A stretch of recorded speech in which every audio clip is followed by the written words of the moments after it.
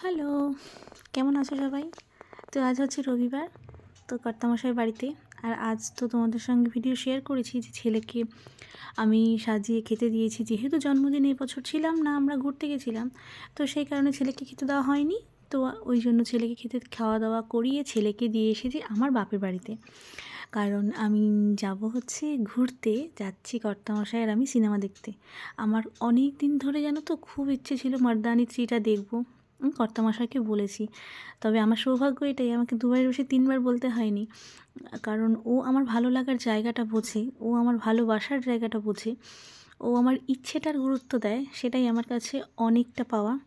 তো ওকে আমি দুদিন বলেছিলাম যে আমার এই সিনেমাটা দেখার খুব ইচ্ছে। ও 3বারের বেলা আমাকে একবারও বলেনি বা জিজ্ঞেস করেনি যে না এখন হবে না বা পরে। যদিও আমি কিন্তু জোর করে কখনো বলি না যে কোনো জিনিসই, আমি কখনো নর্মালি আমি জাস্ট বলেছি আমার এটা খুব ইচ্ছে, আমার এটা খুব ভালো লাগে।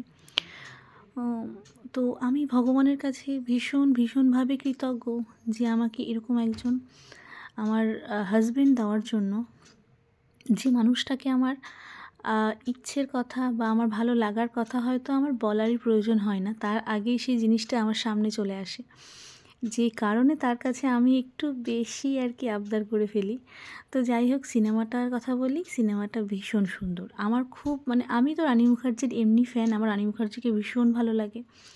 আর এই সিনেমাটা দেখার পর থেকে আমি আরোই পাগল হয়ে গেছি।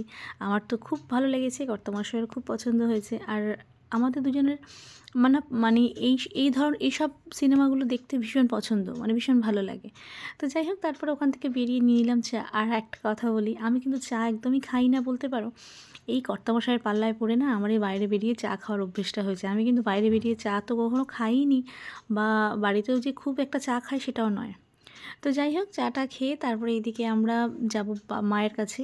তো ফুচকা না খেলে হয়, তো ফুচকা টুচকা খেয়ে চললাম ছেলেকে আনতে।